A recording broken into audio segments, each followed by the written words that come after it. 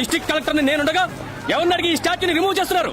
దీనివల్ల 40 మంది చచ్చారు sir. స్టాచ్యూని remove చేయడానికి ఆర్డర్ చూపించండి. షో మీద ఆర్డర్ అయితే పెట్టడానికి ఉన్న ఆర్డర్ మీరు చూపించండి, రిమూవ్ చేయడానికి ఆర్డర్ నేను చూపిస్తాను. ఏంటి మర్యాద లేకుండా బిహేవ్ చేస్తున్నావు నువ్వు? I'm an IAS officer, a district collector. You're after all an IPS officer. I know you are IAS with a bachelor's degree. You know who I am? I have a MA in sociology and MPhil and PhD in political science. I not only passed in civil service examinations, I have a goddamn gold medal. And I was eligible for the IRS, IPS, IFS and your IAS. అర్హత ఉంది, but I only preferred IPS. నీ చేతిలో pen ఉంది order వేయడానికి, నా చేతిలో gun ఉంది murder చేయడానికి. లేపేస్తా. IAS దిమాగ్, IPS బందూక్.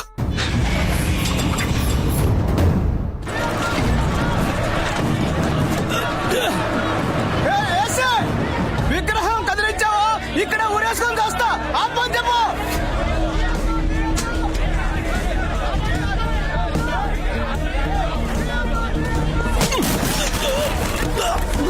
చావరా.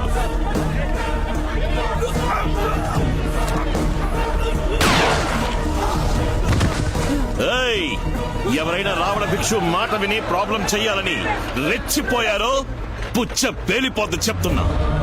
లేర్ చేయండి.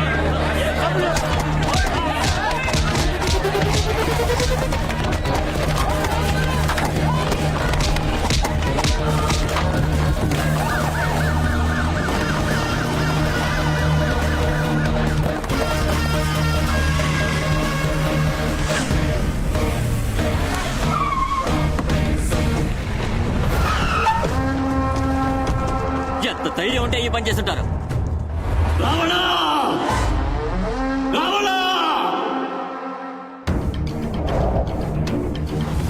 ఆ రోజు నిన్ను ఆపి తప్పు చేశాను రా. వాడిని వదిలిపెట్టదు. విజయవాడ మాడి మసైపోవాలి.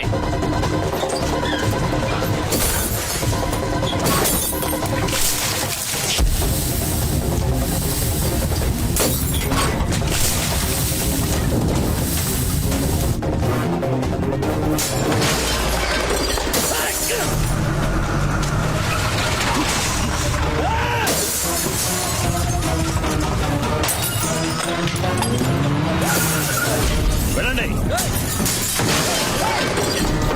అందరినీ క్లియర్ చేయండి.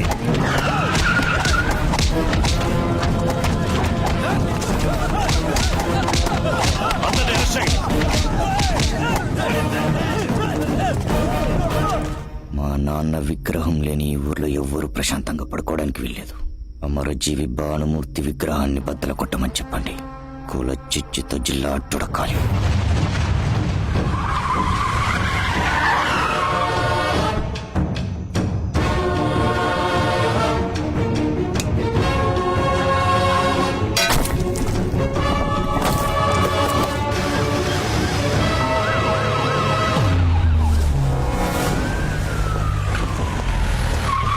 సార్, నైట్ 1 గంట తర్వాత విగ్రహాన్ని ధ్వంసం చేశారు.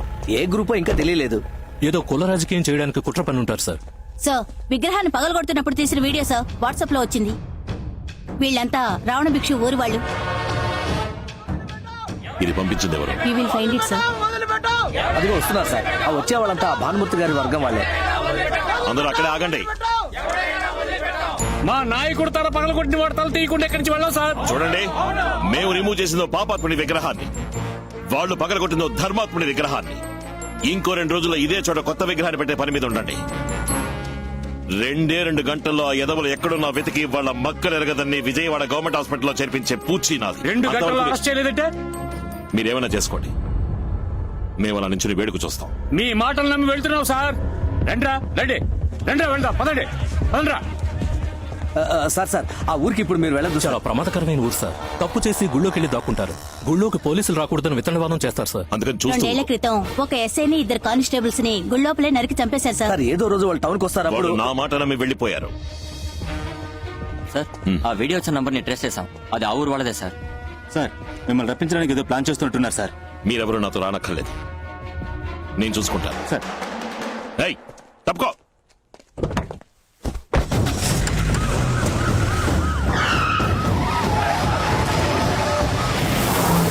నేననుకున్న చెప్పినట్టే వాడు మన ఊళ్ళోకి వస్తున్నాడు. వాడి తల కాళ్ళు చేతులు 6 ముక్కలు చేసి నీ ముందు పడేస్తా అన్నా.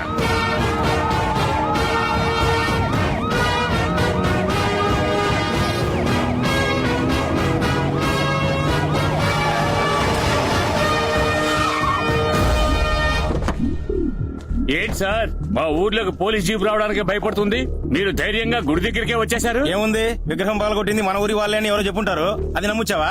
గుళ్ళోకి తుపాకీ తీసుకెళ్ళకూడదు. లోపలికి తీసుకెళ్తే పెద్ద దోషం అయిపోతుంది. అయితే మరి కత్తి తీసుకెళ్ళచ్చా? కత్తి పడ్డం తెలిస్తే తీసుకెళ్ళండి. రే కత్తివరా.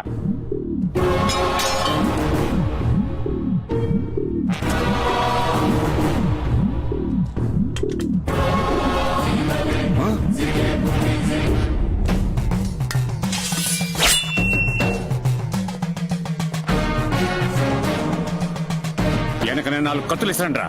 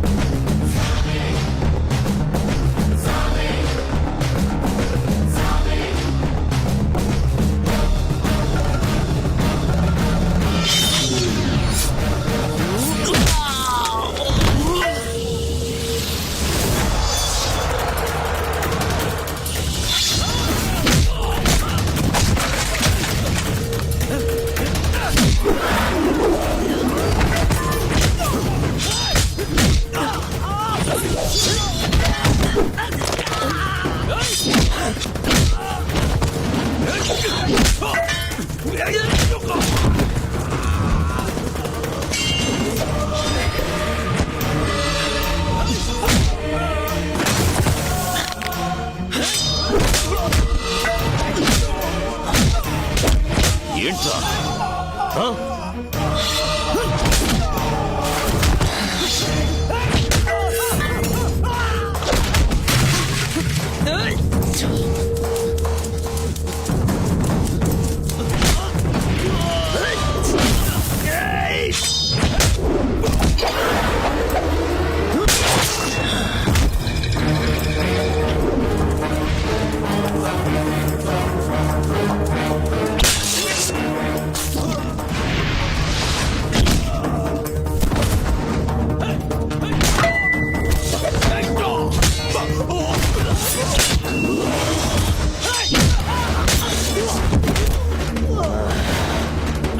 ఏంట్రా? ఏంటి? ఆ?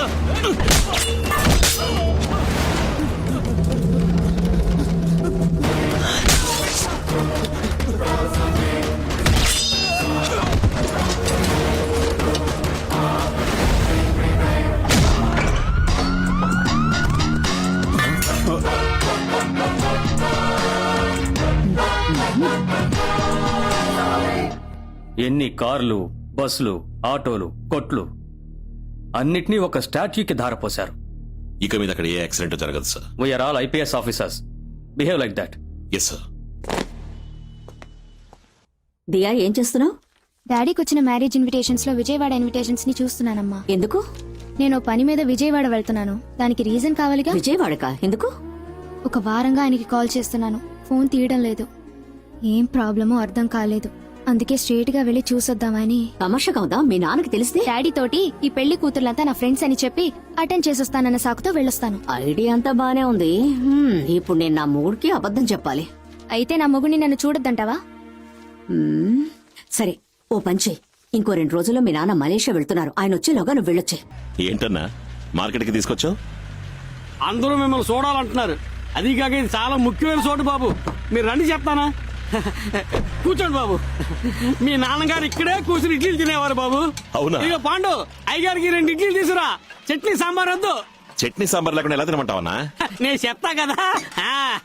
ఇదిగో మీ నాన్నగారు ఇడ్లీలో బీర్ పోసుకునే తినేవారు. ఆయన పరశురామస్వామి, నేను రామస్వామి. మజ్జిగే చాలు. రేయ్, మజ్జిగ ఇడ్లీ. తమ్ముడు, ఇడ్లీలో మజ్జిగ పోసుకొని తింటున్నావే, నీదే కులం. ఏన్నా ఈ కాలంలో కూడా కులం గురించి మాట్లాడుతున్నారా? ఎవరు మారలేదా?